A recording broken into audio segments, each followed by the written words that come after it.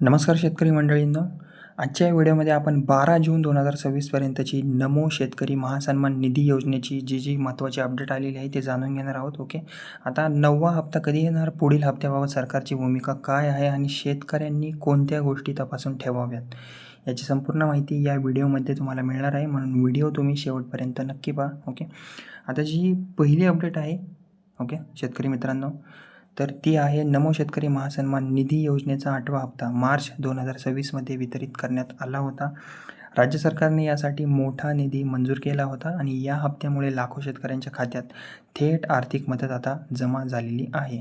Okay, आता किती निधी मंजूर झाला होता? ओके, तर याविषयी सांगायचं झालं तर मार्च 2026मध्ये वितरित झालेल्या 8व्या हप्त्यासाठी सुमारे 1,774 कोटी रुपयांचा निधी मंजूर झाला होता. ओके, आणि हा निधी थेट लाभार्थी शेतकऱ्यांच्या बँक खात्यात जमा करण्यात आला होता. ओके, आता नमो शेतकरी योजनेत किती लाभ मिळतो? ओके, याविषयी जर सांगायचं झालं तर या योजनेअंतर्गत पात्र शेतकऱ्यांना राज्य सरकारकडून दरवर्षी 6,000 रुपयांची आर्थिक मदत दिली जाते आणि ही रक्कम वर्षभरात 3 हप्त्यांमध्ये ही दिली जाते. ओके, तसेच PM किसान आणि नमो शेतकरीचा दुहेरी फायदासुद्धा आहे. ओके, जर तुम्ही PM किसान योजनेचे पात्र लाभार्थी असाल तर तुम्हाला केंद्र सरकारकडून 6,000 रुपये मिळतात. त्याचबरोबर अजून एक गोष्ट, नमो शेतकरी योजनेतून सुद्धा राज्य सरकारकडून आणखी 6,000 रुपये मिळतात. म्हणजेच काय, दोन्ही योजना मिळून शेतकऱ्यांना वर्षाला एकूण 12,000 रुपयांचा लाभ मिळतो. ओके, आता 9व्या हप्त्याबाबत अपडेट काय आहे का नवीन, याविषयी जर सांगायचं झालं तर हा सध्या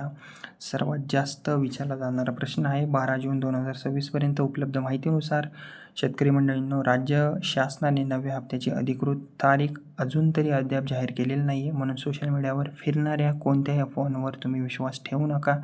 सरकारकडून अधिकृत घोषणा झाल्यानंतर मी नक्कीच तुम्हाला ती तारीखसुद्धा सांगेल नवीन व्हिडिओ टाकून. ओके, आता पुढील हप्ता मिळण्यासाठी शेतकरी मंडळींनी काय करावे ओके आणि काय तपासावे हे सुद्धा तुम्ही लक्षात ठेवा. ओके, तुमचा पुढील हप्ता कोणत्याही अडचणीशिवाय मिळण्यासाठी काही महत्त्वाच्या गोष्टी तुम्ही तपासून घ्या एकदा. ओके, आधार कार्ड बँक खात्याशी लिंक असावे, DBT सुविधा सक्रिय असावी, PM किसान योजनेची माहिती बरोबर असावी, अद्ययावत असावी, अपडेट असावी, बँक खाते सक्रिय असावे, मोबाईल क्रमांक योग्य आणि चालू असावा. ओके, तसेच शेतकऱ्यांसाठी एक महत्त्वाचा सल्ला आहे, अनेक वेळा खोट्या बातम्या आणि चुकीच्या तारखा सोशल मीडियावर व्हायरल होतात, त्यामुळे केवळ शासनाच्या अधिकृत माहितीवरच तुम्ही विश्वास ठेवावा आणि अधिकृत घोषणा होताच सर्वात आधी माहिती तुमच्यापर्यंत पोहोचवण्याचा प्रयत्न मी जरूर करेन. ओके, तर शेतकरी बांधवांनो, ही माहिती इतर शेतकरी मित्रांपर्यंत मंडळींपर्यंत नक्की पोहोचवा. व्हिडिओ आवडला असेल तर व्हिडिओला लाईक करा, शेअर करा आणि माझं बडी नावाचं चॅनल आहे त्याला सबस्क्राईब करायला विसरू नका. आणि अशाच नमो शेतकरी योजना असतील, PM किसान, पीक विमा, कर्जमाफी आणि शेतीविषयक ताज्या अपडेटसाठी माझ्या या बडी नावाच्या चॅनलसोबत जोडलेले राहा. धन्यवाद. जय महाराष्ट्र, जय किसान.